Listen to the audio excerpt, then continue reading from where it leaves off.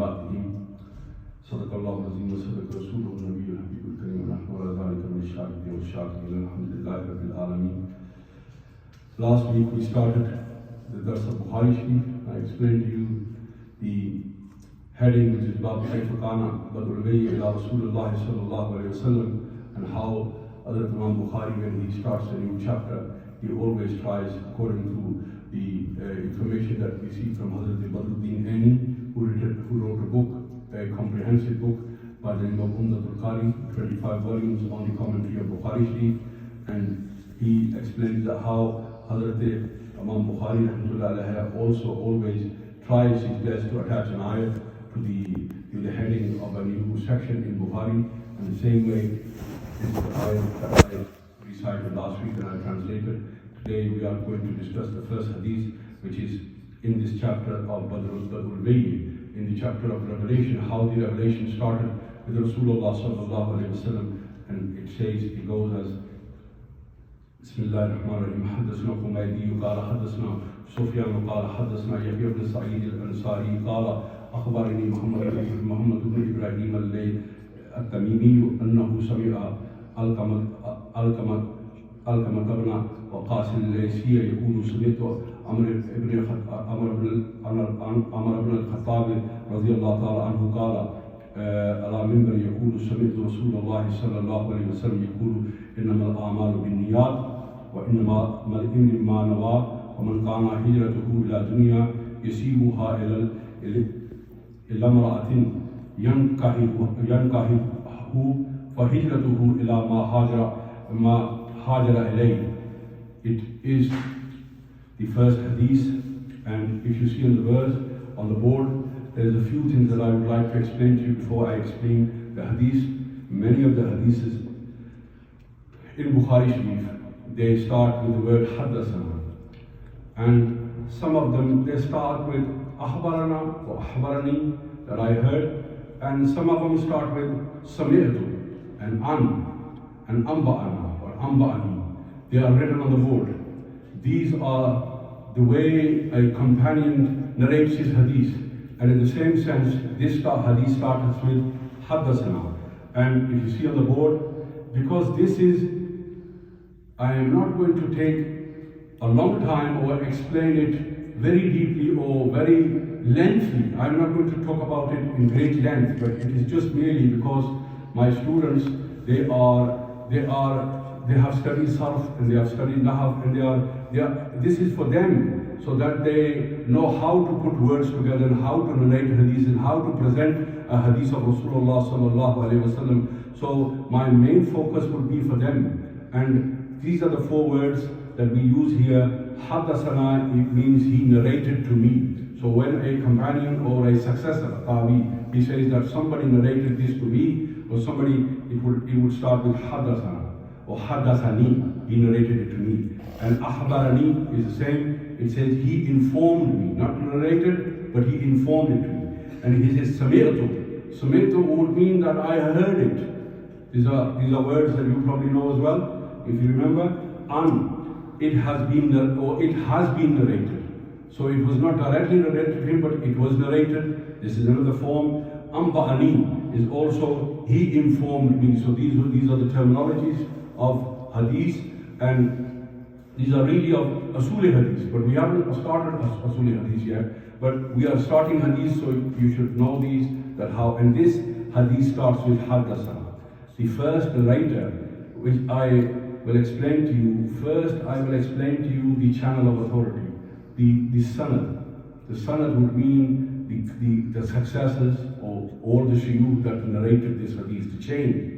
And it says Haddasana Humaydi qala haddasna. So Humaydi, this first person who narrates this hadith, it is Humaydi, and his name is Abu Bakr Abdullah bin Zubair. He was born, he died in the year 219, and he was also a colleague of Hazrat Sufyan bin Uyayna. Sufyan bin Uyayna is a very, very well-known person in hadith, and he was a colleague of his, and he was also his student. He studied fiqh from him. And when he studied fiqh from him, he left with Hazrat Sufyan bin Uyayna to Egypt, and he stayed with him till he passed. So when he died, then he came, then Hazrat Umaydi, Abu Bakr bin Abdullah, he came back to Mecca.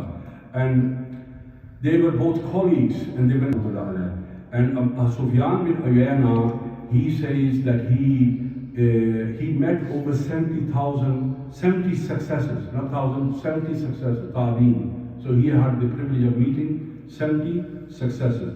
Hazrat Sufyan bin Uyayna, he was born in the year 103 and he died in the year 198. The third person, so these are the two persons. This is Humaydi and then is Sufyan, because the word only Sufyan is used here. This refers to Sufyan bin Uyayna. And the next is Yahya bin Sa'id al-Ansari. He is a Tabi, he's a successor. And his father is Qais bin Amr. And he was a Sahabi Rasul sallallahu alayhi wa sallam. The fourth person is Muhammad bin Ibrahim. He is the son of Haris, and he is a student of Allamah bin Waqas Laysi. And this is a person, they say that the books say, or Allamah tell us that some of them are in agreement that he is a Tabi, and some disagree. They say he was not a Tabi, but he was a Sahabi Rasul sallallahu alayhi wa sallam.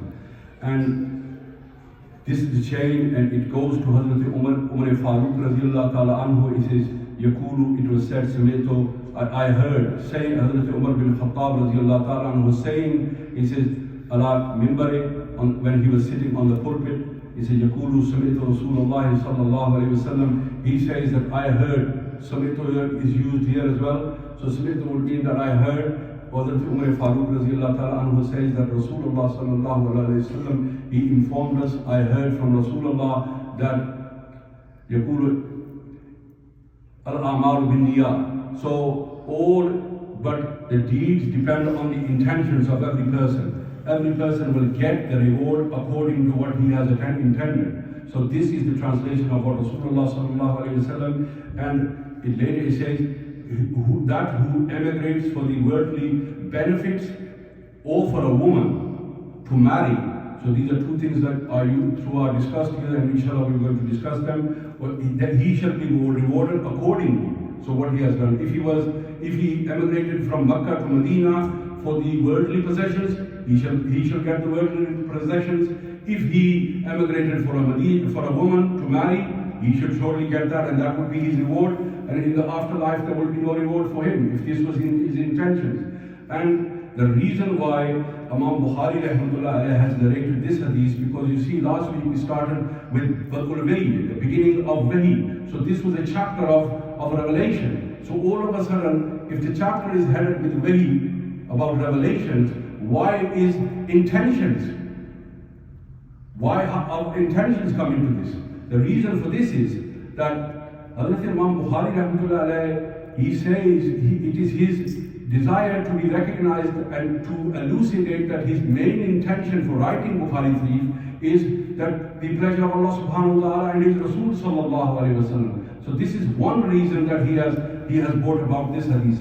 And one more point, that why was Humaydi, the hadith that was narrated by Humaydi, why was this brought right at the front of Imam Bukhari rahmatullah alayhi's Sahih? This reason is that Rasulullah sallallahu alayhi wa sallam says, Qaddimu Quraishan, that bring forth the Quraysh, keep them at the front. And he says that this was one of his, the reasons that he brought this hadith in front of all the rest is to go on the sayings of Rasulullah sallallahu alayhi wa sallam, that Rasulullah told them that the Quraysh should be kept at the forefront. So he has started with Humaydi, who is from the family of Quraysh, and this is one of the reasons of that. The reasons of bringing this about intentions, that all the actions that one does, they are all linked to all the deeds that one does, they are all linked to his intentions.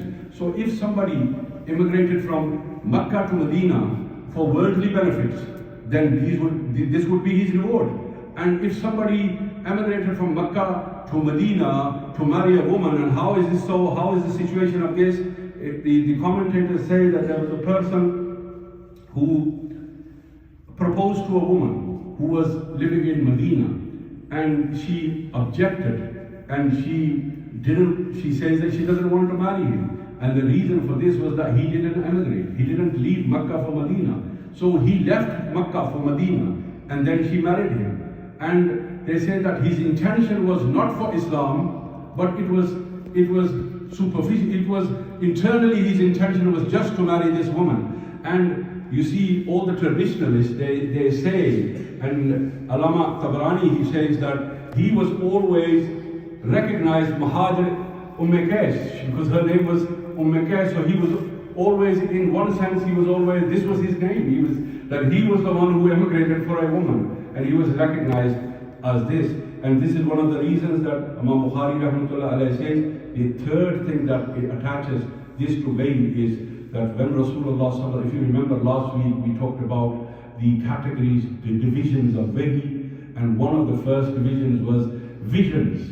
When Rasulullah sallallahu alayhi wasallam experienced visions, and then they became reality, and then everything developed. But they say that when Rasulullah sallallahu alayhi wasallam experienced these visions, and then he made an intention and he went into the cave and he lived in there, and then the revelations came to Rasulullah sallallahu alaihi wasallam, and then he explained the revelations to his blessed wife Hazrat Khadija al-Kubra.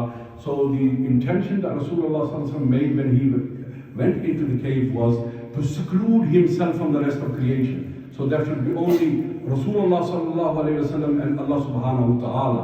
So this was linked to the intentions, and it also links to Badrul Bayy, and you see, and this hadith also talks about hijrah, immigration. And our traditionalists explain that how many types of hijrah is there, how many types of immigrations there is, how many types, how many forms, how many divisions. And I have made a list here.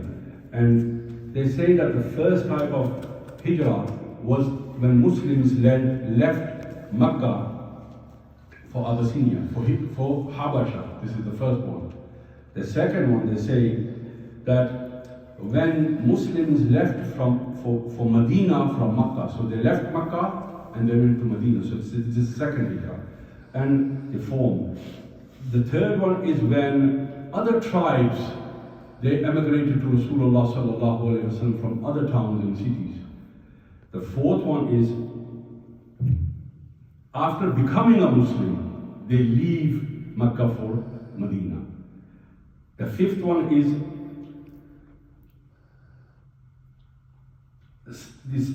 the second time they emigrated to Habasha, because you know that some Muslims went to Habasha first and then they came back and then they went again. So this was the fifth one. The seventh one was not able to express themselves. So for example, if you are living in a city or a town or a country where you are not able to express yourselves, your religion, and you have to emigrate, you have to leave the city because of your religion. This is another form of hijrah.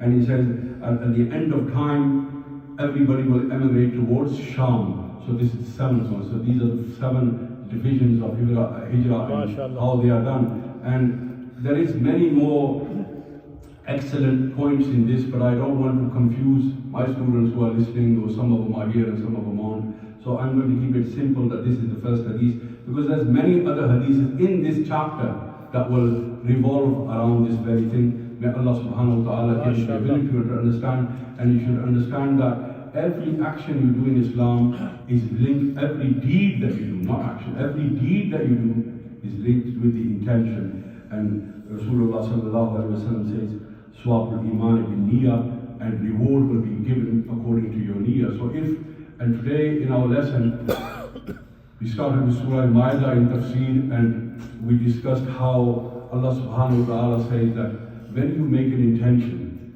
and you want to do good for society, or you want to do good, or you want to try to promulgate deen, you will be headed with many obstacles. And the more obstacles that you face, the better your reward is. Your intention should be clear. If your intention is clear, you should not fear anybody other than Allah subhanahu wa ta'ala. And our intention today and last week was by opening Bukhari Sharif and trying to explain it, try to understand it and explain it. This is our intention. We are not saying that we won't make mistakes. We will make mistakes. But if we don't try to do something, how are we going to learn? We only learn, we only make mistakes when we start to do something. May Allah subhanahu wa ta'ala forgive all our minor mistakes and give us the ability to try to understand the sayings of Rasulullah sallallahu alayhi wa alihi wa sallam.